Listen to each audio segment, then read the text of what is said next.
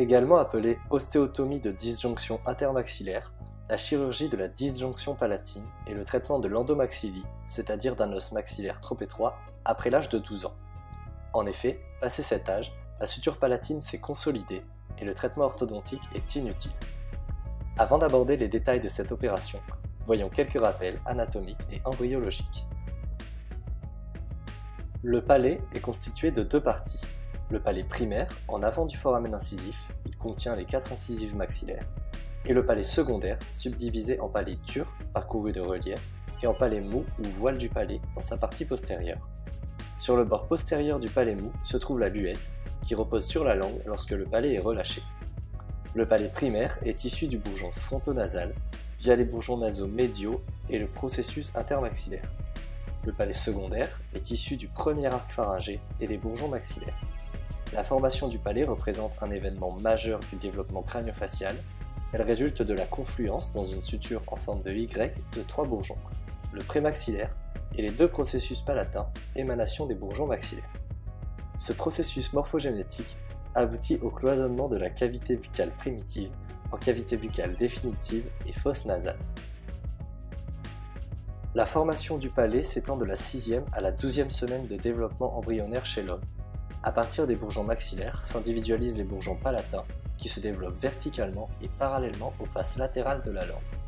La formation peut être divisée en différents stades, l'élévation et la juxtaposition des bourgeons palatins qui viennent au contact de la ligne médiane, l'adhésion et enfin la dispersion-fusion pour assurer la continuité des mésenchymes.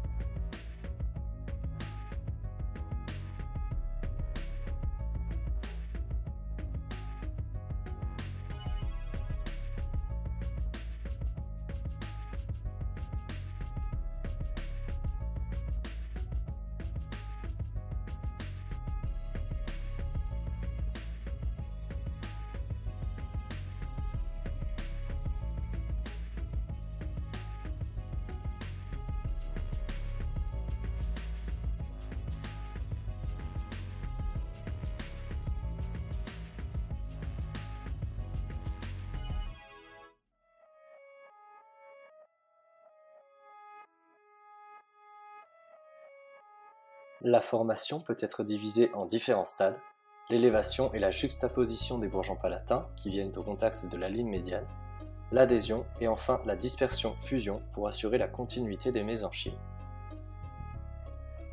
Ainsi, à l'âge adulte, le palais est constitué du processus palatin du maxillaire et de l'os palatin, les deux étant séparés par la suture palatine transverse. La suture intermaxillaire est active pour permettre la croissance jusqu'à l'âge de 14 ans chez les filles et 16 ans chez les garçons. En cas de développement transversal insuffisant du maxillaire, cette suture peut être réactivée chez l'enfant et l'adolescent par un appareil disjoncteur fixé au molaire supérieur par des bagues. Il s'agit alors d'une intervention purement orthopédique. Chez l'adulte, lorsque les sutures ossifiées ne peuvent plus être sollicitées, l'intervention doit être chirurgicalement assistée et c'est ce que nous allons détailler.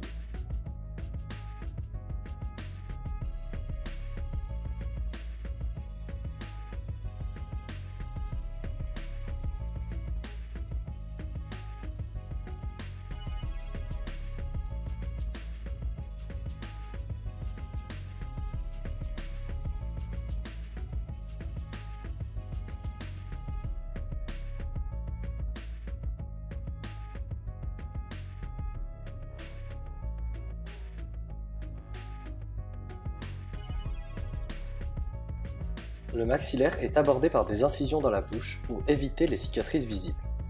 On coupe le maxillaire horizontalement au-dessus des racines des dents pour lui permettre de pouvoir glisser sur les côtés.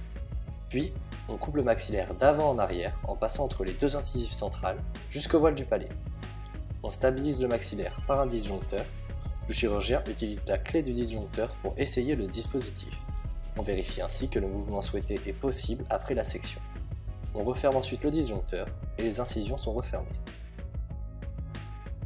On active le disjoncteur 2 fois par jour. Un tour de clé est égal à 0,25 mm. La première fois se fait avec le chirurgien ou l'orthodontiste. On arrête la disjonction lorsque l'orthodontiste juge la largeur obtenue suffisante. Une fois la dimension souhaitée obtenue, le distracteur est laissé en place pendant 6 semaines en guise d'attelle de maintien. C'est dans ce laps de temps que se produit la calcification du foyer de distraction.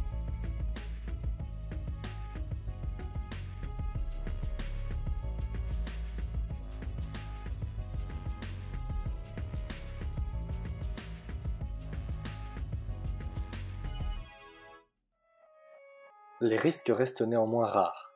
En cas de saignement, une transfusion voire un geste chirurgical pourrait être nécessaire. On peut avoir une diminution ou une perte de la sensibilité car le nerf maxillaire passe à proximité et peut être étiré pendant la chirurgie. Cette diminution de sensibilité est généralement transitoire. Si des malpositions ont lieu et que la cicatrisation est en mauvaise position, on replacera le maxillaire au bon endroit au moyen de traction élastique. Des troubles de l'articulation temporomandibulaire peuvent apparaître. Généralement bénins, ils disparaissent quelques mois après la chirurgie. On peut avoir des récidives, comme très rarement une dégradation progressive de l'occlusion dentaire, nécessitant un traitement orthodontique, voire chirurgical.